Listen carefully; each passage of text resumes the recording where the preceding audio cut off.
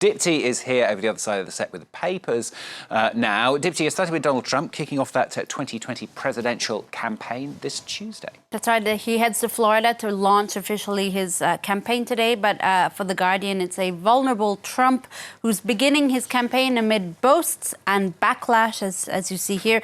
The paper noting that the U.S. president will try to project self-confidence and portray himself as a winner when he addresses thousands of supporters in Orlando this Tuesday.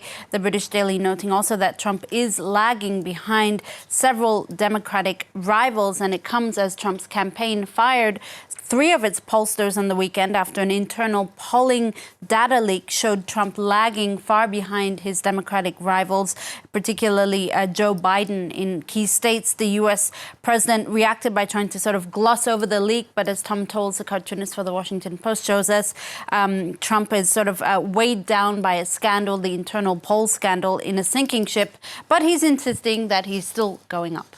That's what the cartoonists say anyway. The Washington Post, they say his chances aren't bad. And for a multitude of reasons, actually. Firstly, Trump has been historically unpopular throughout his four-year term anyway. It bodes poorly if he wants to win the popular vote. But as 2016 showed, he doesn't need to win the popular vote to be reelected. He needs to win the electoral vote. He also has momentum on his side. Presidential incumbents, for instance, tend to, when they're seeking re-election, tend to rise in the polls once the campaign has started. Now, let's move on to something slightly different, because the Italian Interior Minister, Matteo Salvini, he didn't meet with Donald Trump. This was during a visit to Washington yesterday, but it hasn't stopped the media from making comparisons, has it? That's right. Salvini actually met with Mike Pence, Donald Trump's vice president, at the White House yesterday. Salvini is a sort of the Italian Trump, if you like, at least according to The Atlantic, which says that Italy is the most vivid example of the Trumpification of European politics. I'm quoting there. Salvini even announcing after that meeting that Italy is more in line with the Trump administration than France or Germany.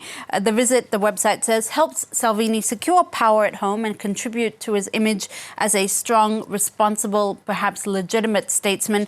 For one Italian paper, Il Fatto Quotidiano, it's clear, though, that Salvini is really just at the beck and call of the U.S. president. I quote, Washington orders and he obeys, the paper says. Let's have a look at the French papers now. They're focusing today on Facebook. It's set to announce today its own cryptocurrency. That's right. The big bank, that's what Libération says on its front page. From 2020, Facebook will be making available to its 2.1 billion users its cyber currency called Libra, and you'll be able to basically conduct financial transactions on the social media website. For Libération, the left-leaning paper, for their editors there, Facebook is essentially becoming a state within a state, and in its editorial, the paper says Facebook already regulates and surveys our movements and our statements. Now it's acquiring a power that will end up, which will essentially mean it'll be competing with countries as a whole. The editors at the right-wing paper, L'Opinion, rather, though, they see it as a good thing, saying that cryptocurrencies and their popularity should be seen as a, quote, defiance towards political and financial elites. And from social media to journalism, The Guardian has a rather disturbing report today. This is about environmental reporters. Well, this is actually according to a report by the Committee to Protect Journalists, which is investigating dozens of deaths of journalists over the past decade. And they basically found that environmental reporting, so it has become the second most dangerous field of journalism behind war reporting.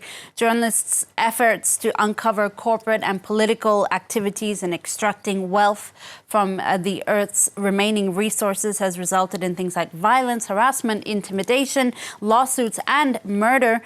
From a Tanzanian mine to a Guatemalan nickel mine to the sand mines of South India, reporters have been persecuted across every continent for their efforts to hold corporations responsible. Something a bit lighter. Going to talk about this now. Cute, huh? Very cute. Study for us about puppy dog eyes. I think you can do a study about pretty much anything these days. That's true. Now, even if you don't have a dog, you know the puppy dog look, if you've ever come across one, that emotionally manipulative look that dogs give us when they want something, be it food or playtime or affection. The sort of, you see it there, the eyebrows slanted, the eyes wide. Well, head to one side. Exactly, the head cocked to one side. it's a puppy dog look, and now it actually has a scientific term called AU101, inner eyebrow raised. Basically, scientists studied dogs and wolves and found that dogs have a special muscle that enable them to raise their eyebrows. And it's an evolutionary trait developed over years to endear them to humans. Case in point, dogs who indulge in AU101, inner eyebrow raise, are more likely to get adopted at the shelter. Really? Yeah. If they, what's it called? AU101. Okay. Inner eyebrow raise. So if you can't do it yourself, if you're not able to do it, you can just say, can I give you an A1? Exactly, that's a scientific term. Raise. Yeah, perfect. Okay, right. Thank you very much. Dipti, will you come back tomorrow? Yes, Please. with my Please. AU101 inner eyebrow raise.